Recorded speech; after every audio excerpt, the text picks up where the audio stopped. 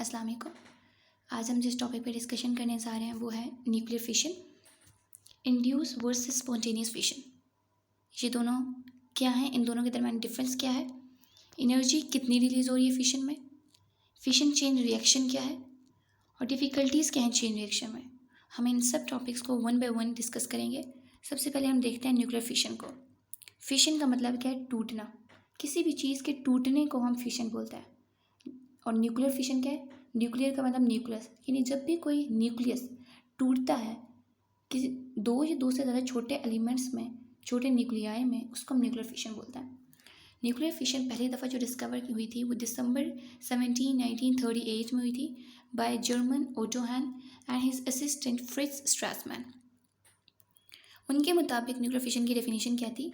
Nuclear fission is a form of elemental transmutation process. Transmutation का मतलब होता है चेंज हो रहा है ना, एक पेरेंट न्यूक्लियाई जो है वो डॉटर न्यूक्लियाई में कन्वर्ट हो रहा है, चेंज हो रहा है। तो इस वजह से कहा गया elemental transmutation process in which nucleus of an heavy atom splits into two or more smaller fragments of more or less comparable atomic and mass numbers as fission products.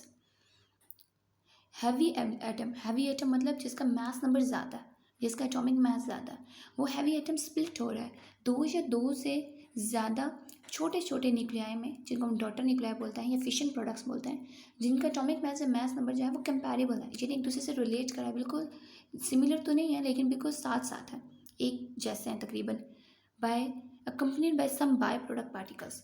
और साथ बाय प्रोडक्ट पार्टिकल्स बनते हैं जैसे कि neutrons वगैरह, और साथ energy, बहुत ज़्यादा एनर्जी रिलीज़ होती है। It is an exothermic process. Exothermic process ऐसा प्रोसेस होता है जिसमें एनर्जी रिलीज़ होती है। तो फिशन में एनर्जी रिलीज़ होती है। तीन चीज़ें बनती हैं, फिशन प्रोडक्ट्स बन रहे हैं, यानी न्यूक्लियाई बन रहे हैं, डॉटर न्यूक्लियाई बन रहे हैं जो दो या दो से ज़्यादा हो सकते हैं। दूसरा बाय प्रोडक्ट न्यूट्रॉन्स बन रहे हैं, और तीसरा large amount of energy release होती है। अब ये जो एनर्जी है ये फर्दर दो में डिवाइड हम कर सकते हैं, यानी दो में कह सकते हैं, वैसे कैटेगराइज कर सकते हैं। एक इलेक्ट्रोमैग्नेटिक रेडिएशन। इलेक्ट्रोमैग्नेटिक रेडिएशन का मतलब है यानी एनर्जी रिलीज़ हो रही है, वो गैमा के फॉर्म में या किसी भी बाकी रेडिएशन के फॉर्म में रिलीज़ हो रही है। दूसरे क्या है? Kinetic energy of fragments. जो फ्रेगमेंट्स हैं, जो डॉटर न्यूक्लियाई बने हैं, जो फिशन प्रोडक्ट्स बने हैं, वो उधर ही ठहर नहीं जाते, लेकिन बल्कि जो ही बनते हैं वो अपोजिट डायरेक्शन में मूव करना स्टार्ट कर देते हैं। In order for fission to produce energy, the total binding energy of the resulting elements must be greater than binding energy than that of a starting element. अगर आपको याद हो तो हमने पिछले लेक्चर में ये बोला था कि बाइंडिंग एनर्जी किसी भी एलिमेंट के जब ज़्यादा होगा तो वो न्यूक्लियाई जो है, वो न्यूक्लियस जो है या वो एलिमेंट जो है वो क्या है? स्टेबल होता है। तो ये जो हैवी एटम है ये क्यों फिशन करते हैं? इसी वजह से फिशन करते हैं क्योंकि ये अनस्टेबल होते हैं, और अनस्टेबल वजह से ये स्टेबिलिटी गेन करने के लिए ये छोटे छोटे डॉटर एलिमेंट्स में कन्वर्ट हो जाते हैं, और जो एलिमेंट्स बनते हैं उनकी जो बाइंडिंग एनर्जी होती है वो ज़्यादा होती है as compare to parent nucleus. अब ये जैसे ये बाइंडिंग एनर्जी का ग्राफ है, अब यूरेनियम 235 यहाँ पे लाई कर रहा है क्योंकि इसका मास नंबर 235 है, तो ये यहाँ पे लाई कर रहा है। इसकी बाइंडिंग एनर्जी आप देखें तो इसकी बाइंडिंग एनर्जी तकरीबन 7.1, जैसे ये लिखी हुई है 7.1 है, और अगर ये 7.1 बाइंडिंग एनर्जी इसकी कम है और इसी वजह से ये अनस्टेबल है, और स्टेबिलिटी गेन करने के लिए छोटे छोटे एलिमेंट्स में कन्वर्ट हो जाएगा, छोटे छोटे न्यूक्लियाई में कन्वर्ट हो जाएगा, जिनकी बाइंडिंग एनर्जी इससे ज़्यादा होगी। क्योंकि अगर आप पीछे की तरफ देखें तो मास नंबर कम होता जा रहा है तो बाइंडिंग एनर्जी बढ़ती जा रही है, यहाँ तक कि 56 एटॉमिक नंबर यानी आयरन तक ये बढ़ती जाएगी। तो यूरेनियम जब स्प्लिट होता है तो छोटे छोटे दो डॉटर एलिमेंट्स में स्प्लिट होता है, जिनकी बाइंडिंग एनर्जी यहाँ पे लाई कर रही होती है। उसके बाद स्पॉन्टेनियस फिशन क्या है? स्पॉन्टेनियस फिशन में ये है कि न्यूक्लियस जो है वो अनस्टेबल होता है और वो खुद ही यानी स्पॉन्टेनियसली, रेंडमली, नेचुरली जो है वो स्मॉलर पार्ट्स में डिवाइड हो जाता है, यानी हम खुद उसे कुछ भी एनर्जी प्रोवाइड नहीं कर रहे हैं, बल्कि वो खुद इतना अनस्टेबल हो चुका है कि वो छोटे छोटे एलिमेंट्स में कन्वर्ट हो जाएगा। इसको हम स्पॉन्टेनियस फिशन बोलते हैं। और इंड्यूस्ड फिशन, नाम से ही ज़ाहिर है, इंड्यूस यानी हम खुद करा रहे हैं, कि इसमें क्या है कि कोई भी टारगेट न्यूक्लियस यानी पेरेंट न्यूक्लियस जो है हम उसको खुद न्यूट्रॉन देते हैं, या यानी कोई भी पार्टिकल देते हैं, न्यूट्रॉन, प्रोटॉन या अल्फा पार्टिकल, कोई भी पार्टिकल देते हैं, या हम कुछ एनर्जी प्रोवाइड करते हैं, इलेक्ट्रोमैग्नेटिक रेडिएशन देते हैं, यानी हम अल्ट्रावायलेट रेडिएशन, इंफ्रारेड रेडिएशन या कोई भी रेडिएशन देते हैं टारगेट न्यूक्लियस को, तो वो स्प्लिट हो जाता है दो फिशन, दो से ज़्यादा डॉटर न्यूक्लियाई ये फिशन प्रोडक्ट्स में। अब ये जो फिशन प्रोडक्ट बने हैं, अब ये आप देखें तो इनकी ये मूवमेंट, यानी इधर पिक्चर से ही ज़ाहिर हो रहा है कि ये मूव कर रहा है, यानी इन्हें काइनेटिक एनर्जी मिल गई है, ये एक जगह पे ठहरे भी नहीं है। और साथ हमारे पास बाय प्रोडक्ट्स ऑब्टेन हो रहे हैं, न्यूट्रॉन्स, 3 न्यूट्रॉन, 2 न्यूट्रॉन, 4 न्यूट्रॉन, कुछ भी ऑब्टेन हो सकते हैं, कोई भी नंबर इनको ऑब्टेन हो सकता है, और साथ बहुत ज़्यादा हमें एनर्जी ऑब्टेन होती है। तो ये इंड्यूस्ड फिशन है जो हम खुद कराते हैं और यही हम यूज़ करते हैं। स्पॉन्टेनियस फिशन जो है वो रेडियो एक्टिविटी में यूज़ होती है ज़्यादातर, यानी रेडियो एक्टिव एलिमेंट्स होते हैं वो फिशन, स्पॉन्टेनियस फिशन करते हैं। इंड्यूस फिशन हम खुद कराते हैं, ये हम इलेक्ट्रिसिटी जनरेशन वगैरह के लिए कराते हैं। अब ये जैसे हम एग्जांपल देखें इंड्यूस फिशन की या न्यूक्लियर फिशन की। अब जैसे कि एक यूरेनियम 235 है, ये लाजमी नहीं है कि एक पेरेंट न्यूक्लियस जब हम उस पर बम्बार्ड कराते हैं कोई भी पार्टिकल या इलेक्ट्रोमैग्नेटिक रेडिएशन, जैसे कि हम यहाँ पे देख रहे हैं न्यूट्रॉन, तो लाजमी नहीं है कि वो हमेशा एक ही तरह के प्रोडक्ट बनाए।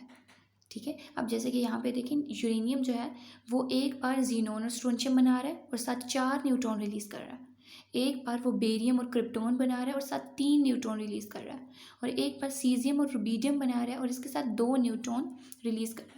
तो लाजमी नहीं होता कि एक पेरेंट न्यूक्लियस जब भी हम उसे बम्बार्ड कराते हैं उस पर कोई भी पार्टिकल, तो वो एक ही तरह का प्रोडक्ट बनाए, नहीं, वो डिफरेंट प्रोडक्ट्स बना सकता है। अब एनर्जी कितनी रिलीज़ होती है न्यूक्लियर फिशन में? आइंस्टाइन के इक्वेशन के मुताबिक E is equal to mc², यानी जो भी मास है वो एनर्जी में कन्वर्ट हो सकता है और एनर्जी मास में कन्वर्ट हो सकती है, यानी दोनों टर्म्स जो हैं ये आपस में इंटर कन्वर्टेबल है। और यहाँ पे c क्या है? स्पीड ऑफ लाइट, जिसकी वैल्यू 3 × 10⁸ होती है मीटर पर सेकेंड। अब न्यूक्लियर फिशन जब होती है तो अब इसमें हमने ये ऑब्जर्व किया था कि मास ऑफ प्रोडक्ट्स, यानी प्रोडक्ट्स का जो मास है, जो टोटल न्यूक्लियर फिशन प्रोडक्ट्स हमारे पास बनते हैं, जो बाहर प्रोडक्ट बनते हैं, इन सब के मासेस को अगर हम प्लस करें तो ये जो मास आ रहा है इस साइड का, प्रोडक्ट साइड का, और जो रिएक्टेंट साइड का मास होता है, यानी रिएक्टेंट साइड में हमारे पास कोई भी पार्टिकल आता है या टारगेट न्यूक्लियस आता है, इसका मास हम जब सम अप करते हैं तो प्रोडक्ट का साइड का जो मास है वो लेस होता है then the mass of the reactant side. और ये जो इन दोनों के दरमियान में जो डिफरेंस है, इस डिफरेंस को मास डेफिसिट बोलते हैं। और ये जो मास रिलीज़ होता है, मास लॉस होता है, दरअसल ये एनर्जी के फॉर्म में मास रिलीज़ होता है। अब एक एग्जांपल लेके हम ये समझते हैं। अब जैसे कि यूरेनियम है 235, इस पर हमने न्यूट्रॉन बम्बार्ड कराया है, इसने प्रोड्यूस किया है बेरियम और क्रिप्टॉन और साथ 3 न्यूट्रॉन रिलीज़ हुए हैं और साथ एनर्जी रिलीज़ हुई है। तो अगर हम इसका देखें, ये रिएक्टेंट साइड है, रिएक्टेंट साइड में 2 चीज़ें इन्वॉल्व हो रही हैं, 2 रिएक्टेंट्स इन्वॉल्व हो रहे हैं, एक हमारे पास यूरेनियम और दूसरा न्यूट्रॉन, और प्रोडक्ट में 3 चीज़ें बन रही हैं, एक तो एनर्जी सारी रिलीज़ हो रही है, एक बेरियम, एक क्रिप्टॉन और एक न्यूट्रॉन। हम इसके हिसाब से हम देखेंगे कि इस रिएक्शन में कितनी एनर्जी रिलीज़ हो रही है। अगर हम रिएक्टेंट साइड पे देखें तो मास ऑफ यूरेनियम 235 का क्या है? 235.1175 AMU। मास ऑफ न्यूट्रॉन क्या है? 1.00898 AMU। जब हम इन दोनों को प्लस करते हैं तो टोटल मास ऑफ रिएक्टर्स हमारे पे ये आ गया। अगर हम प्रोडक्ट साइड देखें तो मास ऑफ बेरियम कितना है? 140.9577। मास ऑफ क्रिप्टॉन कितना है? 91.9264। और मास ऑफ 3 न्यूट्रॉन्स, एक न्यूट्रॉन का मास इतना था, जब हम इसको 3 से मल्टीप्लाई कराते हैं तो हमारे पास आता है 3.02694। अब इन तीनों को प्लस कर दे तो हमारे पास टोटल मास ऑफ प्रोडक्ट्स आ जाएगा जो है 235.91104। अगर आप देखें, कंपेयर करें तो टोटल मास ऑफ रिएक्टेंस ज़्यादा है और टोटल मास ऑफ प्रोडक्ट कम है।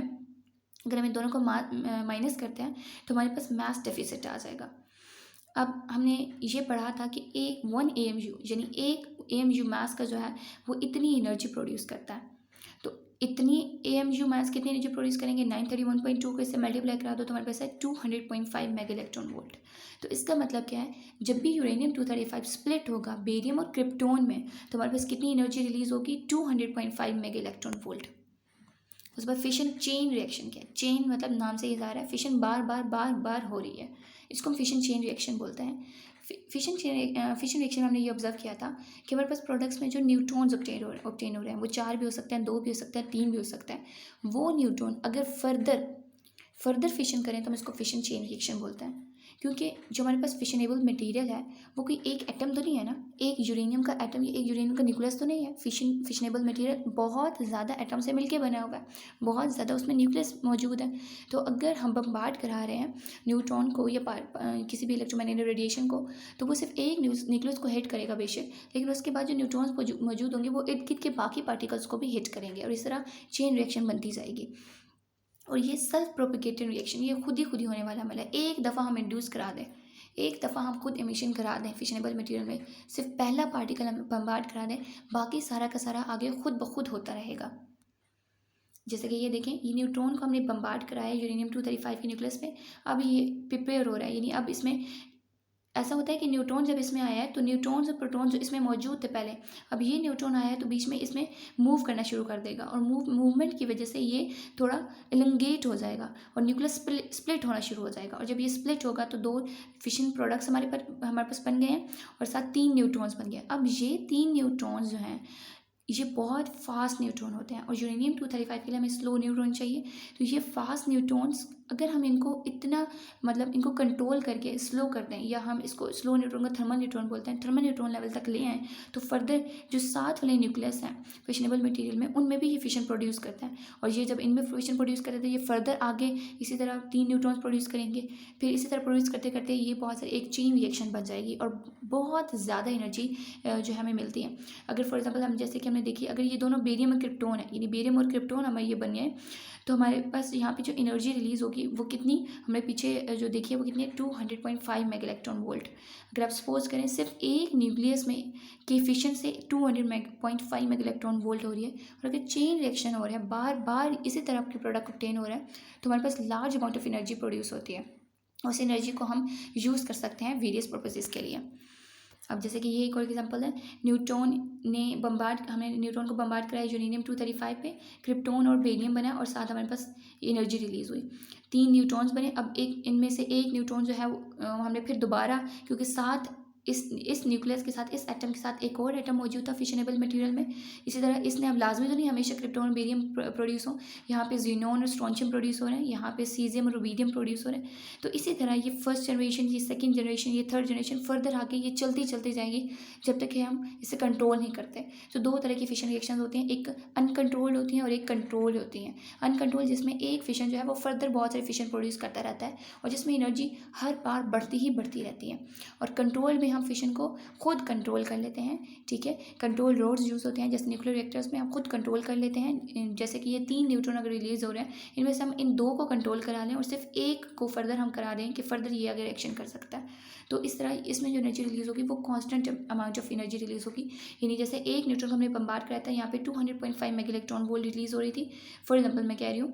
तो यहाँ पे अब इन 3 न्यूट्रॉन में से हम 2 न्यूट्रॉन्स को अगर हम कंट्रोल कर लेते हैं, तो जो एक न्यूट्रॉन अगर हम बम्बार्ड कराते हैं, तो हो सकता है यहाँ पे दोबारा क्रिप्टोन और बेरियम प्रोड्यूस और दोबारा जो एनर्जी हमारे पास मिले वो 200.5 मेगा इलेक्ट्रॉन वोल्ट है। तो ये जो एनर्जी है ये कांस्टेंट एनर्जी रिलीज़ होती है अगर हम कंट्रोल करें फिशन प्रोडक्ट्स को। अब डिफ़िकल्टीज़ हैं कुछ चेन रिएक्शन में। सबसे पहले पुअर कंसंट्रेशन ऑफ फ्यूल।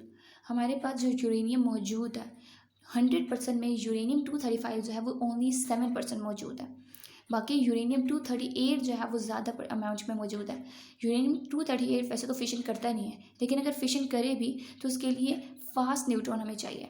तो फास्ट न्यूट्रॉन के लिए हमें एनर्जी, एक न्यूट्रॉन को हमें फास्ट करने के लिए हमें एनर्जी हमें प्रोवाइड करनी पड़ेगी, जो कि हमारे लिए मुश्किल होगा। तो हमें तो यूरेनियम 235 से करानी पड़ेगी। तो यूरेनियम 235 से कराना जो है, यूरेनियम 35 जो है उसकी परसेंटेज बहुत कम है, इस वजह से अगर हम यूरेनियम 238 को लेते भी हैं, अगर हम फास्ट न्यूट्रॉन को हम फास्ट कर भी लेते हैं, तो हमारे पास जो यूरेनियम 238 के फिशन प्रोडक्ट हमें मिलेंगे उसमें 2 to 3 न्यूट्रॉन जो ऑब्टेन होंगे वो स्लो होंगे। तो अब हमें तो स्लो नहीं चाहिए यूरेनियम 238 के लिए, तो हमें फास्ट चाहिए। तो हम इन स्लो न्यूट्रॉन्स को दोबारा फास्ट कराना पड़ेगा, तो इसके लिए एनर्जी हमें बहुत ज़्यादा ज़रूरत होगी। तो एक ये इसका जो लिमिटेशन है या ड्रॉबैक है कि हमारे पास यूरेनियम 235 जो है वो कम अमाउंट है। दूसरा क्या है, the fuse uranium 235 is fissionable by slow neutrons. अब यहाँ पे क्या है, यूरेनियम 235 को बम्बार्ड कराने के लिए जो हमें न्यूट्रॉन चाहिए वो स्लो न्यूट्रॉन चाहिए, ठीक। और यूरेनियम 235 के फिशन के बाद जो हमें न्यूट्रॉन्स तीनों की तीनों, ये 4 ये 2 मिलते हैं, वो फास्ट होते हैं। अब यूरेनियम 238 में हमें फास्ट चाहिए थे तो स्लो मिल रहे थे, यूरेनियम 235 में हमें स्लो चाहिए तो फास्ट मिल रहा है। अब इन फास्ट न्यूट्रॉन को हमें स्लो कराना पड़ेगा, और स्लो कराने के लिए हमें एनर्जी चाहिए। तो एक ये इसका ड्रॉबैक है। और तीसरा क्रिटिकल मास। क्रिटिकल मास क्या है, the minimum mass of fuel is required for chain reaction is called critical mass. हमें चेन रिएक्शन के लिए थोड़ा सा, ये जितना मास हमें जो है फ्यूल का चाहिए हम उसको क्रिटिकल मास कहते हैं। अब ये डिपेंड करता है ज्योमेट्री कैसी है फ्यूल की, यानी शेप कैसी है उसकी, स्फेरिकल है, सिलेंड्रिकल है, कैसी है, स्क्वायर है, कैसी है, और स्पीड ऑफ न्यूट्रॉन्स, न्यूट्रॉन की स्पीड कितनी है, ठीक। उसके बाद fuel must not be so thin that neutrons may gate pass through it, यानी फ्यूल इतना थिन नहीं होना चाहिए कि एक बम्बार्डमेंट यानी एक न्यूक्लियस जो है यूरेनियम 235 का, वो दो उसने फर्दर डॉटर न्यूक्लियाई बना लिए हैं, लेकिन आगे जो न्यूट्रॉन बने हैं वो न्यूट्रॉन बाहर एस्केप कर जाएँ, फिशन जो मटेरियल में फिशन फर्दर प्रोड्यूस ना कर सकें। तो एक ये हो गया। दूसरा, कंट्रोलिंग रेट ऑफ फिशन।